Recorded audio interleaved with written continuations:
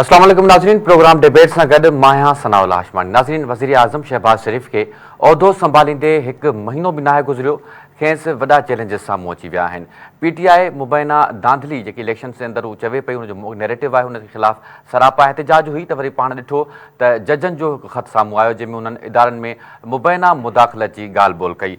Pakistan Tehreek इंसाफ़ Islamabad high court जे जजनि जे ख़त बाबति जांच लाइ वफ़ाक़ी हुकूमत पारां इंक्वायरी कमीशन जे क़याम खे रद्द कंदे रिटायर चयो आहे त रिटायर जज ज़रिए जांच आज़ाद, गैर जानिबदार ऐं शिफ़ाफ़ जांच जो मज़ाक़ आहे। गुज़िरियल ॾींहुं हुकूमत इस्लामाबाद हाई कोर्ट जे जजनि जे अदालती मामलनि में मुदाख़लत जे इल्ज़ाम जी जांच लाइ हिकु रुकनी कमीशन क़ाइमु करण जी जेको ऐलान कयो हो। हीउ कमीशन जेको आहे उहो Pakistan commission of inquiry act 2017 तहत क़ाइमु कयो वेंदो। छा हीउ मामिलो कमीशन ताईं महदूद रहंदो या इहो मामिलो कुझु अॻिते बि वेंदो, इन ते पाण ॻाल्हि ॿोल कंदासीं। प्रोग्राम में पाण ॻाल्हि ॿोल कंदासीं। पाकिस्तान तहरीक इंसाफ़ हिन वक़्तु जेको आहे उहो इंटरनली पंहिंजा जेके मामला आहिनि इख़्तिलाफ़नि जो शिकार आहे। कोर कमेटी जो इजलास थियो, जंहिंमें मुख़्तलिफ़ अॻवाननि ते जेको आहे उहो ख़दशनि जो इज़हार बि कयो वियो आहे ऐं गॾोगॾु जेको उन्हनि जा सीनियर जेके आहिनि रहनुमा आहिनि पीटीआई जा, लतीफ़ खोसा, जेके पाण अॻूणा सेनेटर बि रहिया आहिनि ऐं हिन वक़्तु उहे बानी पीटीआई जा वकील बि आहिनि, उन ते ॻणती जो इज़हार कयो वियो आहे त अव्हां पीटीआई बानी जे वकील जेके केसिस आहिनि उन में पेश छो न थिया। उन ते लतीफ़ खोसा साहिबु कोर कमेटी जे इजलास में वज़ाहत कई आहे। उन ते पाण ॻाल्हि ॿोल कंदासीं। गॾोगॾु पाण ॻाल्हि ॿोल कंदासीं त इंजीनियर्स ते हमले बाद दासू ऐं तरबेला खां पोइ जेको डैम आहे उन ते बि चीनी इंजीनियर्स कमु बंदि करे छॾियो आहे। इन सूरत हाल ते पाण ॻाल्हि ॿोल कंदासीं। नसीर साहिबु, मां जी तरफ़ ईंदुमि। हिकु रुकनी कमीशन ते जेको आहे फुल कोर्ट जो इजलास जेको कोठायो वियो, उन ते इतफ़ाक़ कयो वियो आहे। अव्हां कीअं पिया ॾिसो हिन फ़ैसिले खे? अच्छा, जीअं मां ॿुधायो थो, हिकिड़े पासे उहो थियो आहे, ॿिए पासे पीटीआई उनखे रद्द कयो आहे। इहो बि त आहे न हुन में। हाणे मुंहिंजे ज़हन में सुवालु इहो पियो अचे त जेकॾहिं ईअं न थिए हा ऐं इहो थिए हा त बाबा ठीकु आहे, हाणे चीफ जस्टिस जी क़यादत में या उनजी सरबराही में हिकिड़ो सुप्रीम कोर्ट जो बेंच थो ठहे या हिकिड़े हाज़िर सर्विस सुप्रीम कोर्ट जे सीनियर जज खां जांच थी कराइजे, तव्हांखे लॻे थो त पीटीआई उन ते बि राज़ी थिए हा? घटि में घटि मूंखे कोन थो लॻे, छाकाणि त उन्हनि खे त खेॾणो आहे न, हू खेॾण जा आदी आहिनि, उन्हनि हिकिड़ो मौक़ो ठही मिलियो आहे। सो हाणे हिकिड़े पासे आहे पीटीआई ऐं उन सां गॾोगॾु जीअं काल्ह पाण बि ॻाल्हि ॿोल कईसीं त घणे भाङे, छाकाणि त पाकिस्तान में हिकिड़ो ट्रैक रिकॉर्ड जेको कमीशन्स जो कमेटियुनि जो रहियो आहे, इहे सचको वॾो सुठो कोन रहियो आहे। पाण हुमूदुर रहमान कमीशन खां किसो खयों जॾहिं बंगाल अलॻि थियो हो ऐं उहा हुमूदुर रहमान कमीशन ठही, पोइ जॾहिं उहा इंडिया में पब्लिश थी तॾहिं वञी असां वटि पहुती। हाणे त किताबनि जी सूरत में मौजूदु आहे, मूं बि उहो पूरो किताबु पढ़ियो आहे। ठीकु आहे, उनखां पोइ कारगिल कहिड़ो अहिड़ो वाक़ियो आहे, उहो उसामिल आदिन ताईं ॿिया टिया खोड़ वाक़िया हाणे रिपीटेशन थी वेंदी। सो असां वटि उहो ई आहे, कमीशन माना मिटी पाओ या चवंदा आहिनि जीअं ट्रक की बत्ती के पीछे लॻाना। पर हिन भेरे अच्छा वरी इहो बि थियो, जेको पीटीआई पहिरें ॾींहं ते हिकिड़ो नैरेटिव ठाहिण जी कोशिशि कई त ॼण त हीअ जेका कमीशन ठाहिण जो जेको फ़ैसिलो आहे उहो वफ़ाक़ी हुकूमत जो फ़ैसिलो आहे ऐं शायदि जेके जज साहिबान आहिनि, ख़ासि तौर ते सुप्रीम कोर्ट जा चीफ जस्टिस या जेके ॿिया जज आहिनि सुप्रीम कोर्ट जा, उन्हनि जी उनखे ताईद या सपोर्ट हासिलु नाहे।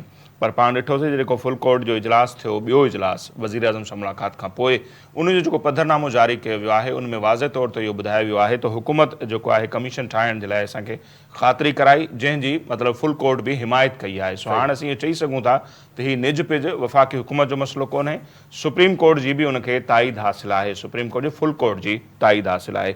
अच्छा, ख़बरूं त कुझु ॿियूं बि अचनि पियूं, ख़बरूं अंदरूनी तरह सां इहे बि अचनि पियूं त 4 जज अहिड़ा हुआ सुप्रीम कोर्ट जा, जन इन मामले ते इख़्तिलाफ़ बि कयो आहे, पर इहा ऑथेंटिक ख़बर कोन्हे।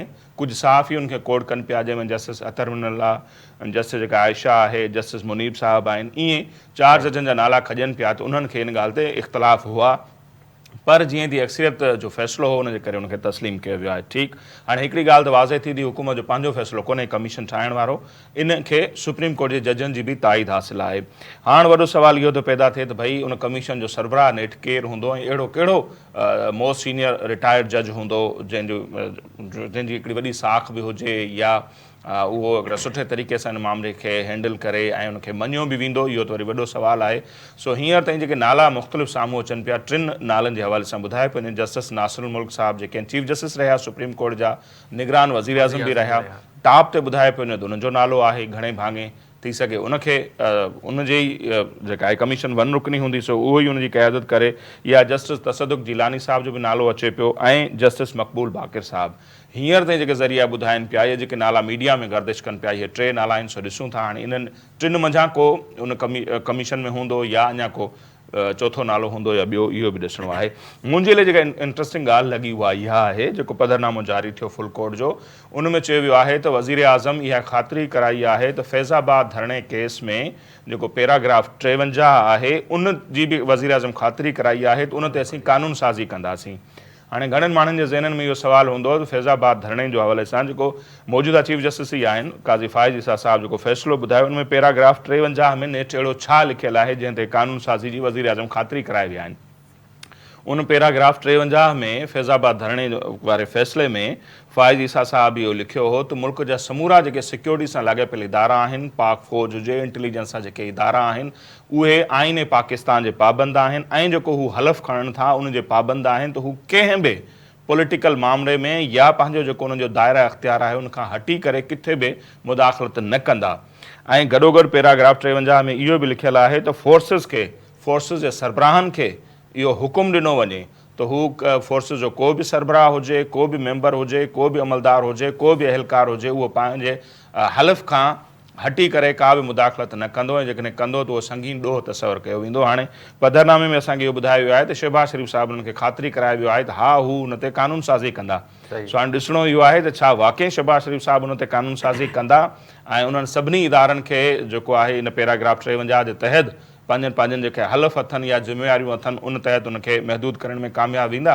छाकाणि PDM जी जेका हुकूमत हुई उन में वेंदे वेंदे जंहिं तरह सां हिननि जेका कानून साज़ी कई हुई उहा बि पाण सभिनी जे साम्हूं आहे त बग़ैर कंहिंखे वारंट ॾियण जे, बग़ैर कंहिंखे नोटिस ॾियण जे, कंहिंजे बि घर में को बि इदारो घिड़ी सघे थो, कंहिंखे बि खणी वञी सघे थो, ऐं लामहदूद जॾहिं तव्हां अख़्तियार उन्हनि खे ॾेई चुका आहियो।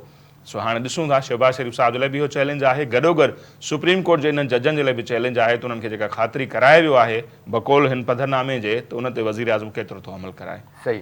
इरफान साहिबु, हीउ मामिलो जेको जजनि वारो आहे, हिकु त जेकॾहिं पासे पाण ॾिसूं त जेको जिन ते इल्ज़ाम आहे उहे सिक्योरिटी एजेंसीज़ आहिनि, उन्हनि खे त कमीशन घुराए सघे थी छो त उन्हनि ते इल्ज़ाम आहे।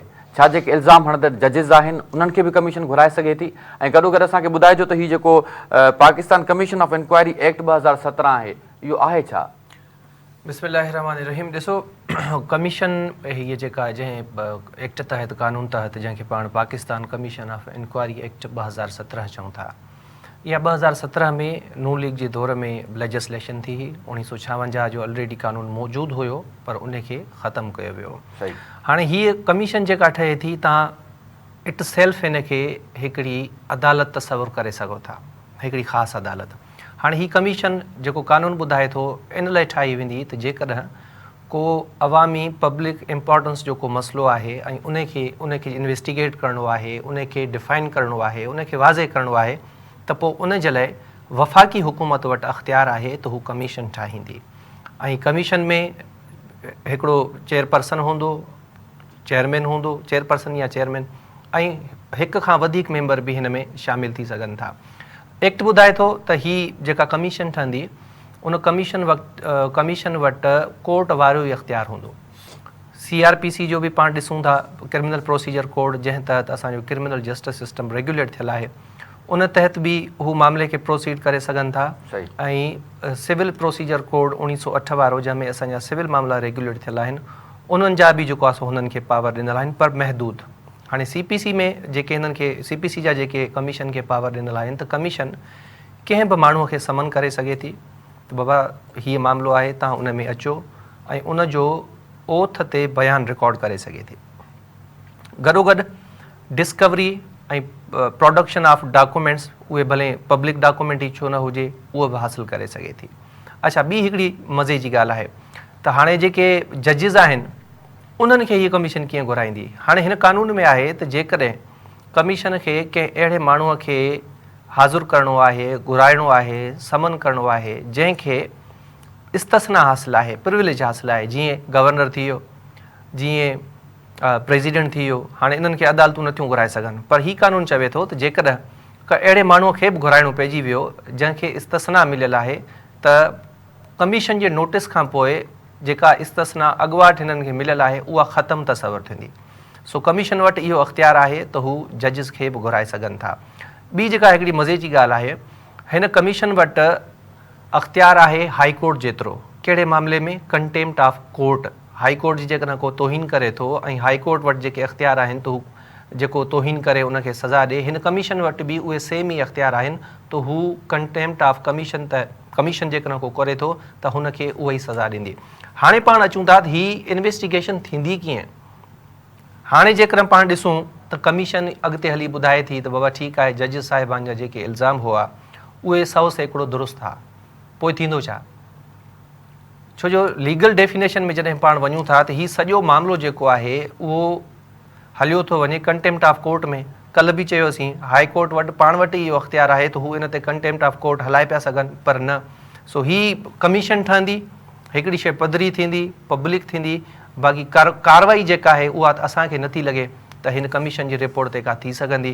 छो जो जेकॾहिं कार्रवाई थियणी हुजे हा त 2 ऑप्शन ऑलरेडी मौजूदु आहिनि। हिकिड़ो हाई कोर्ट वटि कंटेम्प्ट ऑफ कोर्ट इहे ई जज साहिबान करे पिया सघनि, ॿियो जन इदारनि ते इल्ज़ाम आहिनि उहे पंहिंजे माण्हुनि ख़िलाफ़ु डिसिप्लिनरी एक्शन यानी महकमाती कार्रवाई करे सघनि पिया। ठीकु आहे। नसीर साहब, PTI इन मामले खे, इन कमीशन खे रद्द कयो आहे। हिकिड़ो मौक़िफ़ हुनजो इहो बि आहे त जेको जजनि जो इल्ज़ाम आहे उहो एजेंसीज़ जे जेको आहे उहो अगेंस्ट आहे, ऐं टेक्निकली जेके एजेंसीज़ आहिनि उहे एग्जीक्यूटिव जे अंडर में अचनि थियूं, ऐं एग्जीक्यूटिव पाण ई जॾहिं इन्हनि मामलनि ते कमीशन ठाहींदी त उहा इंक्वायरी उन्हनि खे न पियो लॻे त का शिफ़ाफ़ थींदी। अव्हांजो छा मौक़िफ़ आहे PTI जे हिन मुतालबे ते? साईं, असां वटि त पुराणी इहा पॉलिसी आहे न, बार बार मिसाल त मीठा मीठा हप कड़वा थू।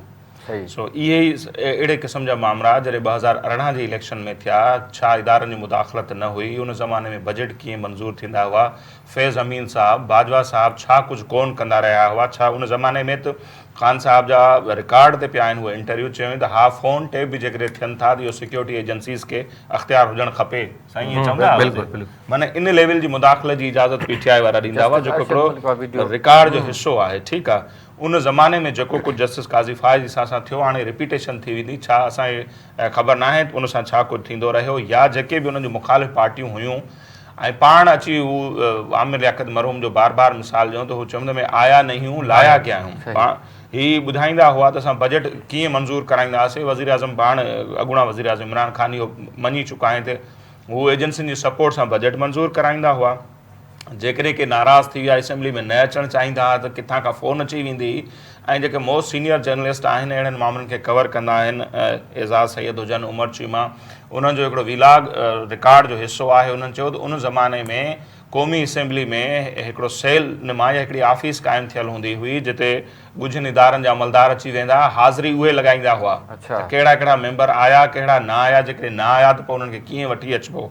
इन लेवल जी मुदाख़लत जी इजाज़त PTI वारा पाण ॾींदा रहिया आहिनि, जेको का घणेई पुराणी ॻाल्हि कोन्हे। असां ई कोन था चऊं त को हाणे जेको कुझु थिए पियो उहो दुरुस्त आहे, चवंदा न, पर PTI जेका चवण जो मतिलबु इहो आहे त अॼु जेका उन ते सियासत करे पई थी, कुझु साल पहिरियों ताईं, 1.5-2 साल पहिरियों ताईं हू पाण छा कंदा रहिया, पहिरीं ॻाल्हि त उन ते अचणु खपे। सो असां वटि ॻाल्हि इहा ई आहे त हर मामले ते सियासत थींदी आहे। जॾहिं PTI जे ज़माने में इहो कुझु थियो पियो त ॿिनि पार्टियुनि खे तकलीफ़ थींदी हुई, उहे शोर मचाईंदा हुआ। हाणे जॾहिं हीउ मामिलो थियो आहे त PTI खे लॻे थो त हू इनखे पंहिंजे मफ़ादनि तहत यूज़ करे सघंदा, छाकाणि त इस्लामाबाद हाई कोर्ट में घणे भाङे जेके केसिस आहिनि PTI सां रिलेटेड माण्हुनि जा आहिनि, उन्हनि जे बानी चेयरमैन जा आहिनि। सो हाणे हू हिकिड़ो माहौल ठाहिण जी कोशिशि पिया कनि त जेकॾहिं उतां खे वॾा फ़ैसिला अचनि या उन्हनि जे ख़िलाफ़ के फ़ैसिला अचनि त ऑलरेडी हिकिड़ो माण्हुनि जो माइंड तयारु थियल हुजे त बाबा ॾिसो मुदाख़लत थी पए, जजनि ख़त बि लिखिया हुआ ऐं हीउ जेको मामिलो आहे सॼो हिकिड़ो मैनेज थियल आहे। असां चऊं था त कंहिं बि दौर में न थियणु खपे। असांजो Day 1 खां इहो मौक़िफ़ रहियो आहे त पुलिस खां वठी आर्मी ताईं, आर्मी खां वठी जजनि ताईं, जजनि खां वठी पॉलिटिशियन हुकुमराननि ताईं, जंहिंजो जेको दायरा इख़्तियार आहे, इवन मीडिया ताईं जंहिंजो जेको कमु आहे उनखे पंहिंजो कमु करणु खपे। ख़ासि तौर ते जेके इहे समूरा इदारा आहिनि जेके आइन जे ताबे आहिनि, उहे त हर शहरी आइन जे ताबे आहे, जेसि ताईं उहे पंहिंजनि हदुनि में रही कमु न कंदा, जेसि ताईं इन 73 जे आइन जी जेका आहे उनखे मुक़दस आइन न सम्झो वेंदो, उनजो एतिराम न कयो वेंदो, कॾहिं बि इहे न मुदाख़लतूं ख़तमु थींदियूं, न ई अहिड़े क़िस्म जेके मसइला आहिनि उहे ख़तमु थींदा। सो पॉलिटिकल पार्टियुनि खे पंहिंजे नंढे नंढनि गिरोही ऐं जेके नंढा नंढा मुफ़ाद आहिनि उन्हनि खे छॾे करे वसी तर क़ौमी मुफ़ादनि में सोचणु खपे ऐं हर इदारे खे जेको आहे पंहिंजनि हदनि ताईं महदूद करणु खपे, तॾहिं वञी इहे मसइला हल थींदा। ठीकु आहे इरफान साहब, मां बि चवंदुमि इन ई मामले ते मां तव्हां खां बि जेको आहे सो कुझु मौक़िफ़ वठां मुख़्तसिरनि। इहो तासुर आम आहे त जॾहिं बि PTI खे रिलीफ घुरंदो आहे त उहा इस्लामाबाद हाई कोर्ट हली वेंदी आहे। ख़त बि इस्लामाबाद हाई कोर्ट जे जजनि लिखियो आहे। ऐं ॿिए पासे इन हिकिड़ी कमीशन जेकी ठही आहे रिटायर्ड जज जी सरबराही में जेकी हुकूमत पारां ऐलान कयो वियो आहे, इनखे PTI रद्द करे पई। ऐं गॾोगॾु PTI 6 तारीख़ ते जलसो करे पई इस्लामाबाद जे परेड ग्राउंड में, ऐं हू रोडनि ते अचण लाइ बि तयारु आहे। ऐं शहबाज़ गिल साहब जो कल्ह मां हिकिड़ो ट्विटर ते ट्वीट ॾिठो पियो त हुन में कुझु हुन चयो त मां कोर कमेटी जे साम्हूं तजवीज़ूं रखंदुमि, जंहिंमें हू चए पियो त वकील जेके आहिनि उहे लीड न पिया कनि, MLAs MPA साम्हूं अचनि। अव्हांखे छा पियो लॻे जेके हिन वक़्तु PTI जी स्ट्रेटजी आहे? PTI सियासत न कंदी त केरु कंदो सियासत? हींअर मुस्लिम लीग नून कंदी, पाकिस्तान पीपल्स पार्टी कंदी, मुत्तहिदा क़ौमी मूवमेंट कंदी। ही जेके हिन वक़्तु हालतूं आहिनि उहे त सौ सिधो फेवर कनि थियूं पाकिस्तान तहरीक इंसाफ़ खे। इन जे करे इन ते सियासत बि पाकिस्तान तहरीक इंसाफ़ ई कंदी। हाणे तव्हां ॾिसो, हाणे इन मामले में केतिरी सचाई आहे, केतिरो कूड़ आहे, इन खे पाण फ़िलहालु पासे ते था रखूं। हाणे ही जेके जजिस 6 जजिस ख़त लिखियो आहे, इन जो बेनिफिशरी केरु आहे? इस्लामाबाद इनखे पाकिस्तान तहरीक इंसाफ़ जे बानी चेयरमैन खे, ख़ान साहब खे कहिड़ियुनि अदालतुनि सज़ा ॾिनी आहे? इस्लामाबाद जी जुरिस्डिक्शन आहे न। त हाणे जेकॾहिं इस्लामाबाद हाई कोर्ट जा ई 6 जज ख़त लिखंदा त असांजे अदालती मामलनि में मुदाख़लत थी थिए, असांखे ॿुधाए थो वञे हिन केस जो फ़ैसिलो हीअं करिणो आहे, हिन केस जो फ़ैसिलो हीअं करिणो आहे, त ज़ाहिरी ॻाल्हि आहे इन जो जेको सौ सिधो फ़ाइदो आहे उहो पाकिस्तान तहरीक इंसाफ़ खे आहे। ऐं पाकिस्तान तहरीक इंसाफ़ इन ते भरपूर सियासत कंदी, पंहिंजो जेको नैरेटिव आहे उनखे वधीक स्ट्रॉन्ग कंदी। पर पाण जेकॾहिं बुनियादी तौर ते ॾिसूं, अॼु जेको किरदारु पाकिस्तान तहरीक इंसाफ़ जो आहे, उन खां पहिरियां पाण ॾिठोसीं त पाकिस्तान मुस्लिम लीग नून जो हो, वरी ॿिनि सियासी जमायतुनि जो हो। इहा बि हिकिड़ी बदकिस्मती आहे। जेकॾहिं फ़ैसिलो मुंहिंजे हक़ में अचे त अदलिया वेल एंड गुड आहे, जेकॾहिं फ़ैसिलो नसीर साहब जे हक़ में अचे थो त पोइ अदलिया ख़िलाफ़ ख़राबु आहे। पोइ उहे नतीजा मैनिपुलेट थियल आहिनि। 100% बि ईअं न आहे, पर 30, 40, 45% ते इहे शयूं थियनि थियूं। बुनियादी सवाल या बुनियादी मक़सदु उहो ई आहे, जीअं नसीर साहब ॿुधायो त असांजे आइन में जेके शयूं ॾिनल आहिनि, या आइन जंहिं तरीक़े सां ॿुधाए थो त तव्हांजो निज़ाम कीअं हलंदो, तव्हांजा इदारा कीअं हलंदा, तव्हांखे कमु कीअं करिणो आहे, त असांजे इदारनि खे, असांजे हुकुमराननि खे या असांजी इंतिज़ामिया खे पाण खे उन आइनी ढांचे में विझणो पवंदो। जेकॾहिं हू पाण खे उन आइन जे ढांचे में न विझंदा त पोइ यकीन कयो सूरत हाल जेका आहे उहा अञा वधीक ख़राबु थींदी मुस्तक़बिल में बि। इन जे करे इहो तमामु घणो ज़रूरी आहे त पाकिस्तान खे हलाइण वारा, पाकिस्तान जा स्टेक होल्डर, उहे सियासी जमायतूं हुजनि, उहे इदारा हुजनि, उहा इस्टेब्लिशमेंट हुजे, उहा अदलिया हुजे, उन्हनि खे पंहिंजे दायरे अख़्तियार में कमु करिणो पवंदो। जेकॾहिं न कंदा त पोइ सूरत हाल यकीनन ख़राब ई थींदी। ठीकु आहे नाज़रीन, प्रोग्राम में ॻाल्हि ॿोल जो सिलसिलो जारी आहे। वक़्तु आहे मुख़्तसिर ब्रेक जो, ऐं ब्रेक खां पोइ पाण ॿीहर हाज़िर थियूं था।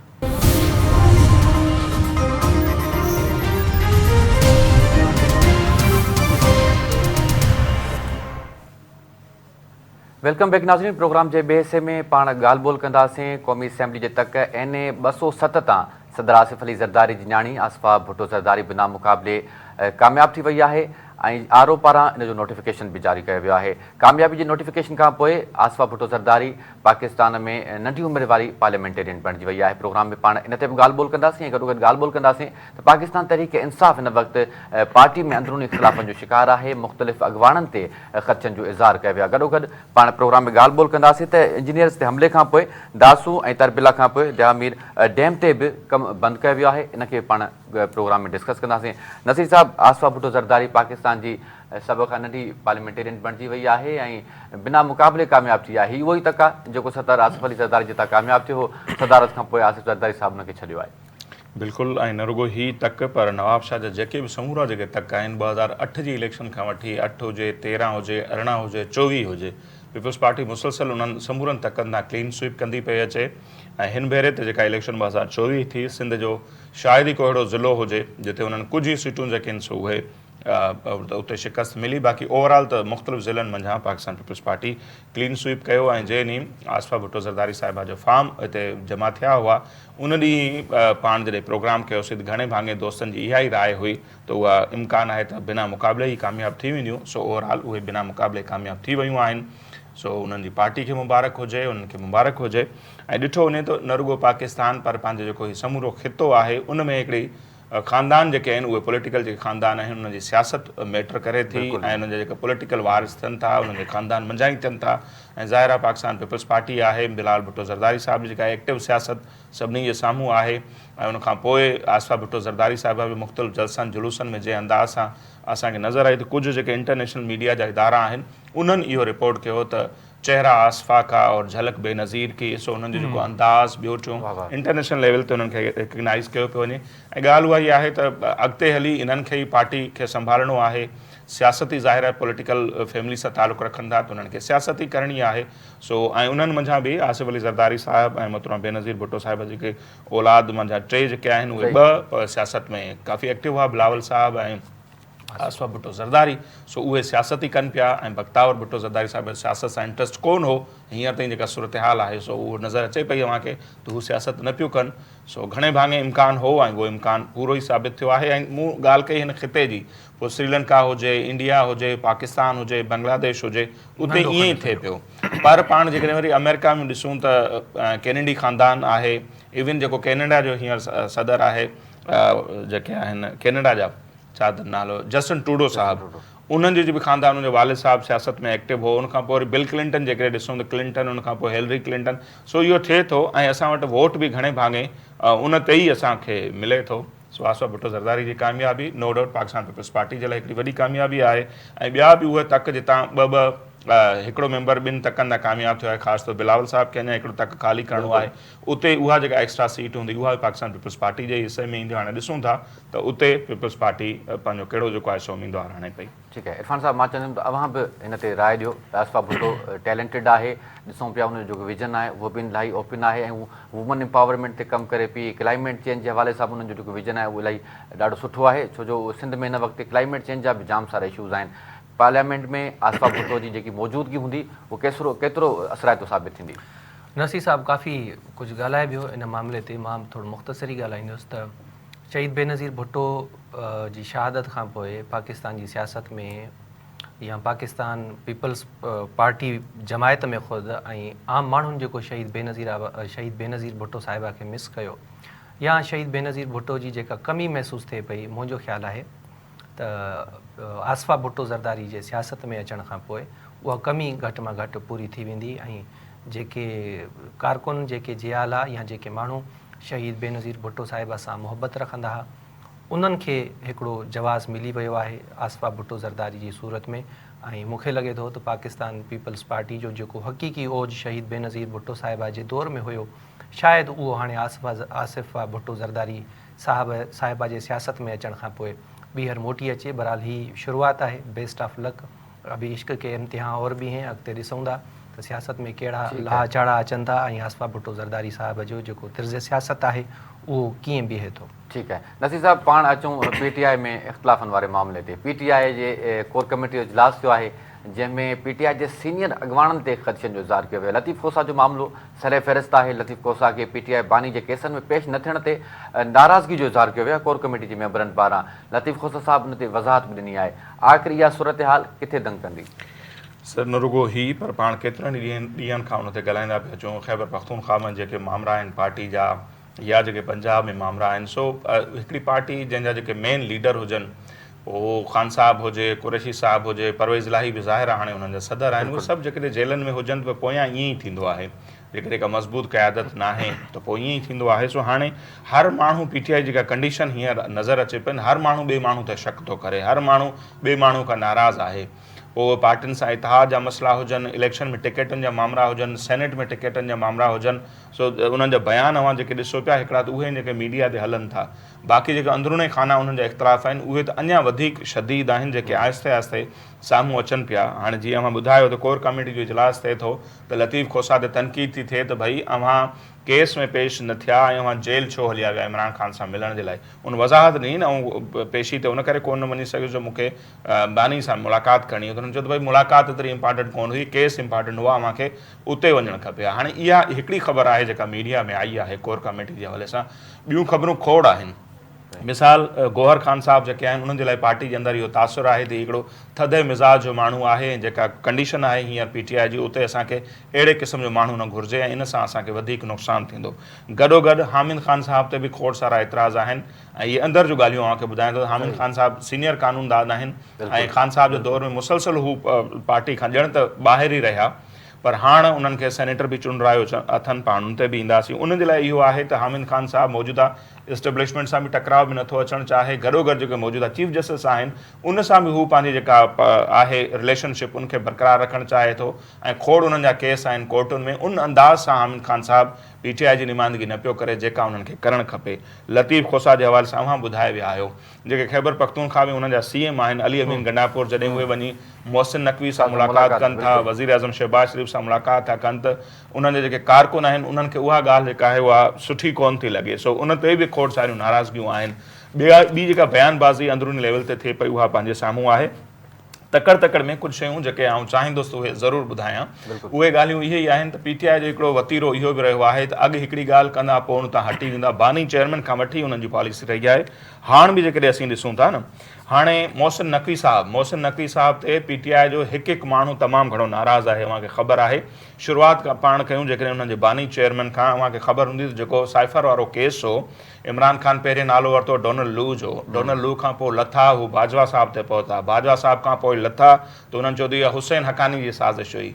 ईअं ई हुसैन हक़ानी खां पोइ जॾहिं हू लथा त आख़िर में उन्हनि इहो बि चयो त इहा समूरी साज़िश त हुई मोहसिन नक़वी जी, जेको पंजाब जो CM जॾहिं थियो, ऐं हुननि इहो बि चयो त 9 मई जा जेके बि वाक़िया थिया आहिनि उन्हनि जो मास्टर माइंड जेको आहे मोहसिन नक़वी आहे। ठीकु, ऐं उनखां पोइ अव्हां ॾिठो हूंदो त वरी जॾहिं मोहसिन नक़वी खे वफ़ाक़ी कैबिनेट जो हिसो बणाइण जूं ॻाल्हियूं थियूं त असद कैसर साहब रिकॉर्ड ते अची इहो बयानु ॾिनो त जेकॾहिं इन माण्हू खे काबीना जो हिसो बणायो वियो त पोइ मौजूदा हुकूमत सां असांजो चइबो त के बि ॻाल्हियूं न थींदियूं। इहो माण्हू एतिरो नापसंदीदा तरीन माण्हू हो PTI जे लाइ। पर थियो छा आहे, जेका इंट्रस्टिंग स्टोरी आहे इहा, त उन मोहसिन नक़वी खे पंजाब मंझां बिला मुक़ाबले सेनेटर चूंडाइण में PTI पंहिंजो किरदारु अदा कयो आहे। इहा मुंहिंजे इल्म में आहे, तो बिना मुक़ाबले सेनेटर थी चुका आहिनि पंजाब मंझां। न रुगो उनखे अहद चीमा, इहे 2 माण्हू जेके आहिनि उहे बिना मुक़ाबले पंजाब मां सेनेटर चूंडिया आहिनि। डील कहिड़ी थी आहे PTI जी, जेको हू माण्हुनि खे कोन था ॿुधाइनि। अंदरूने खाना उन्हनि जूं हिकिड़ियूं ॻाल्हियूं आहिनि, माण्हुनि खे हू ॿियो था ॿुधाइनि। भई तव्हां माण्हुनि खे ॿुधायो त असां पंजाब में जेको आहे नून लीग सां डील कई आहे सेनेट जी चूंड वारे मामले ते, जीअं बलूचिस्तान जो पाण कल्ह ज़िक्र कयोसीं, ईअं ई पंजाब में बि उन्हनि कयो आहे। ऐं जेके विच में ख़बरूं हलियूं न, पंजाब में फॉरवर्ड ब्लॉक ठही वियो आहे, 40 मेंबर आहिनि, त PTI खे अंदरूने खाना अची ख़ौफ़ लॻो त मतां इन में हक़ीक़त हुजे, मतां असांजा माण्हू जेकॾहिं वोटिंग में वञूं था त असांखे वोट न मिलनि, इन करे उन्हनि नून लीग सां डील करे उन्हनि खे इहो चयो त असांखे 2 सेनेटर ॾियो, 11 मंझां 5 भले अव्हां रखो, बाक़ी ॿियनि पार्टियुनि जे हिसे में अचनि। सो हाणे ईअं ई थियो आहे। उहे 2 सेनेटर जेके PTI पंहिंजा चूंड रहिया आहिनि, हिकिड़ो त सुन्नी इत्तेहाद काउंसिल जा जेके सरबराह आहिनि नासिर अब्बास साहब, उहे मजलिस वहदत मुस्लिमीन जा सरबराह आहिनि अल्लामा राजा नासिर अब्बास जी जी बिल्कुलु उहे हिकिड़ो उहे बिला मुक़ाबले थिया। ऐं ॿियो केरु थियो, ॿियो जेको मां तव्हांखे ॿुधायो वकील हामिद ख़ान साहब, PTI जे तरफ़ां उहे 2 थिया। ऐं ॿिया जेके 2 बिना मुक़ाबले थिया आहिनि अहद चीमा ऐं मोहसिन नक़वी। हाणे हिकिड़े पासे मोहसिन नक़वी नापसंदीदा तरीन माण्हू PTI जे लाइ, ॿियो उनखे बिना मुक़ाबले सेनेटर चूंडाइण में PTI सपोर्ट थी करे, इन लेवल जूं डील बि कनि था, माण्हुनि खे ॿुधाइनि बि कोन था। सो घटि में घटि माण्हुनि खे इहो त भई ॿुधाइणु खपे न अव्हां जो त असांजा अंदरूनी खाना ही मामला हलनि, पर ॻाल्हि उहा ई आहे, सियासत आहे, उन में सियासत ई करणी आहे। ऐं जिते पंहिंजा मफ़ाद हूंदा उते ॻाल्हियूं बि थींदियूं। कल्ह मां ॾिठो त उन मोहसिन नक़वी सां अली अमीन गंडापुर ॾाढो ख़ुशगवार माहौल में मुलाक़ात बि कई। मुलाक़ात जी लेवल ते ठीकु हो, वज़ीर आज़म सां मिलनि था, ॿियो चऊं करणु खपे। उहो त पहिरियों ॾींहुं उन्हनि चयो अथई फॉर्म 47 वारा न आहिनि, 45 वारा आहिनि, ऐं उन ते बि ज़ाहिर कीअं बीहंदा, हिकिड़ो सूबो हलाइणो आहे। मुलाक़ात जी हद ताईं ठीकु हो, पर तव्हां डील करे उनखे सेनेटर चूंडाइण में सपोर्ट कयो, इहो त पंहिंजनि माण्हुनि खे ॿुधायो आहे। इरफान साहब, नसीर साहब तफ़सीली ॻाल्हि ॿोल कई आहे PTI जे इंटरनल मामलनि ते। गुज़िरियल राति गौहर ख़ान साहब हामिद मीर जे प्रोग्राम में इहो चयो त असांजो जेको सुन्नी इत्तेहाद काउंसिल वारो फ़ैसिलो उहो बिल्कुलु सही हुयो, जॾहिं त माज़ी में जेके PTI जा ॿिया अॻवान आहिनि उहे सुन्नी इत्तेहाद काउंसिल वारे फ़ैसिले खे रद्द करे चुका आहिनि। उहो उन्हनि चयो आहे त असांजी पॉलिटिकली ग़लती हुई, हिकु मामिलो इहो। ऐं गॾोगॾु अली अमीन गंडापुर सां जेकी मोहसिन नक़वी जी मुलाक़ात थी आहे, उन खां बाद में सोशल मीडिया ते PTI कारकुननि जो वॾो रद्द अमल साम्हूं आयो आहे। तव्हां ट्विटर ते अकाउंट्स में वञी ॾिसो, उन्हनि जूं जेके उन्हनि शयूं लिखियूं आहिनि उहे माना मीडिया ते ॿुधाए बि नथियूं सघजनि, जेको हुननि अली अमीन गंडापुर जे लाइ लिखियूं आहिनि। आख़िर जेको रुख़ आहे PTI जो वञे केॾांहुं पियो? पहिरियों त इहो लिंक मोकिलिजो मूंखे, मां ज़रूरु ॾिसंदुसि। ज़रूरु। ॿी ॻाल्हि इहा आहे त सियासत वन में शो न हूंदो आहे, हिकु माण्हूअ जे हथ वस जी ॻाल्हि नाहे। त सियासत में या पार्टियुनि में जेके फ़ैसिला थियनि त उहो हिकु माण्हू वेही करे, पार्टियुनि जी सियासत जॾहिं थींदी आहे त सियासत में जेके फ़ैसिला थींदा आहिनि उहे गॾियल सलाह मशवरे सां थींदा आहिनि, मेजॉरिटी जी बुनियाद ते थींदा आहिनि। हिन वक़्तु पाकिस्तान तहरीक इंसाफ़ जी जेका अहम क़यादत आहे या जेके फ़ैसिला कंदड़ आहिनि उहे पाण ॾिसूं था त उहे जेल में पिया आहिनि। ऐं करंट जेका पाकिस्तान तहरीक इंसाफ़ जी क़यादत आहे उहा पाण अॻु में कॾहिं बि न ॾिठी आहे। हीअ ओचितो जीअं जेल में वियो आहे ख़ान साहब, त पोइ पाण ॾिठो आहे त तेज़ीअ सां जेका पाकिस्तान तहरीक इंसाफ़ जी क़यादत आहे उहा चेंज थी आहे, जंहिंमां अक्सर वरी पाण ॾिसूं था त उन्हनि जो सियासत सां जहिड़ो को तालुक़ ई कोन्हे या उहे सियासी वर्कर न रहिया आहिनि।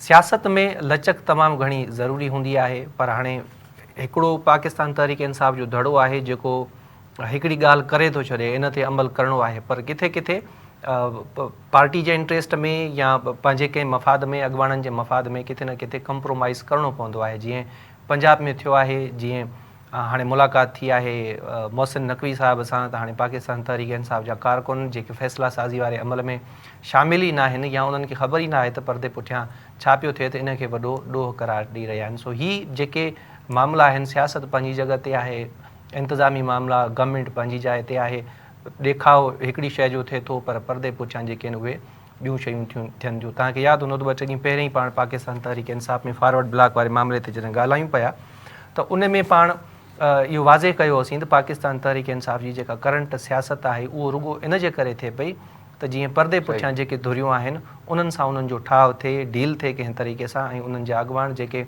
काफ़ी सालनि या महीननि खां जेल में बंदि आहिनि उहे आज़ादु थियनि। सो करंट जेका पॉलिसी आहे या जेका सियासत आहे उहा बि हिननि जे पंहिंजे ज़ाती मफ़ादनि जे चौगिर्द ई घुमे पई।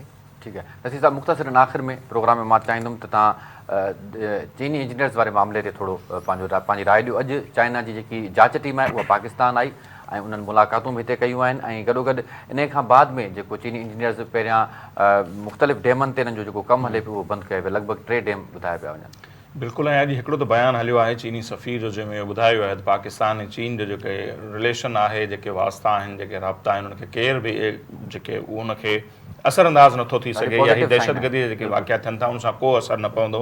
हिकिड़ो ज़बरदस्त बयानु हो जंहिंजी आजियां करणु खपे, पर रियलिटी वरी हिन जे उबतड़ ॿी बि आहे। सो अॼु इहा बि ख़बर हले पई जीअं उन्हनि जे इंजीनियर्स ते हमला थिया, जीअं दासू ऐं दयामेर ते उन्हनि जो जेको कमु हले पियो तरबेला ते, उहो उन्हनि ऑलरेडी पहिरियां बंदि करे छॾियो हो। दासू ऐं तरबेला जो कमु चीनी इंजीनियर्स पहिरियां बंदि करे छॾियो हो, ऐं अॼु जेका ख़बर आई आहे त तरबेला ऐं दासू खां पोइ दयामीर वारो जेको कमु आहे उते बि उन्हनि पंहिंजो कमु बंदि करे छॾियो आहे। हाणे जॾहिं इहे कमु न रुॻो हिते बंदि थींदा, पर इन जो सिधी अणसिधी रीति ज़ाहिर आहे इन्हनि हमलनि जो मक़सदु इहो आहे त मुख़्तलिफ़ जेके प्रोजेक्ट हलनि पिया, ऐं हींअर ॿुधाए पिया त 1 लख जे लॻभॻि जेके चीनी मुख़्तलिफ़ प्रोजेक्ट्स ते जेके आहिनि सो इहे कमु कनि पिया था, उहे पाकिस्तान में मुख़्तलिफ़ हिसनि में आहिनि, पोइ थरकोल खां वठी समूरे मुल्क में उहे हलनि पिया, ऐं काफ़ी प्रोजेक्ट सीपेक जो हिसो आहिनि। इन्हनि हमलनि जो मक़सदु इहो आहे त उन्हनि समूरनि मनसूबनि खे ख़ासि तौर ते सीपेक खे नाकाम कजे। सो उहे जेके हमलो कंदड़ धुरियूं आहिनि कंहिं क़दर त ज़ाहिर आहे कामयाबु थी वियूं आहिनि। जॾहिं जेसिताईं बि इहो कमु रुकियल हूंदो त ज़ाहिर आहे हिकिड़े कंहिं बि मनसूबे जो हिकिड़ो टाइम फ्रेम हूंदो आहे, उहो उन टाइम फ्रेम ते जॾहिं पूरो न थींदो, उनजी कास्ट वधी वेंदी, ॿिया खोड़ मसइला थींदा आहिनि। सो उहे धुरियूं इंटरनेशनल जेके हुजनि, पाड़ेसरी मुल्कनि जो साज़िशूं हुजनि, कंहिं क़दर त लॻे थो त उहे कामयाबु वञनि थियूं। बहरहाल वंस अगेन ॾिसणो इहो आहे त सिक्योरिटी जा जेके मसइला आहिनि उनखे कीअं थो ॾिठो वञे, चीनी जेके बि माण्हू आहिनि, इंजीनियर आहिनि, उतां जी हुकूमत आहे, उनखे कहिड़ियूं ख़ातिरियूं करायूं थियूं वञनि, ऐं इहे जेके मनसूबा रोकिया विया आहिनि इहे कॾहिं शुरू थींदा। सो दहशतगर्दी जो हिकिड़ो जेको वाक़ियो आहे न उहो ॾाढो ख़तरनाक हूंदो आहे, कंहिं बि माण्हू जो शहीद थियण, उनजी जान वञणु ॾाढी ख़तरनाक हूंदी आहे। पर उन ते बि असांजे मुल्क में साज़िश थिए थी, सियासत थिए थी, उन्हनि दहशतगर्दनि सां डील थिए थी, जंगबंदी थिए थी, ॿीहर आबाद कयो थो वञे, गुड तालिबान बेड तालिबान, इहे पॉलिसियूं ख़तमु न थींदियूं, न तव्हांजो मुल्क तरक़ी कंदो, न उहा ई ॻाल्हि सीड़पकारी थींदी, न तव्हांजा मनसूबा खे अॻिते वधंदा। ठीकु आहे, वॾी महिरबानी नसीर साहब, इरफान साहब, अवां जी वॾी महिरबानी। नाज़रीन, प्रोग्राम में वक़्तु पहुतो आहे, पुॼाणी ते ॾींदा इजाज़त, अल्लाह ने के बा।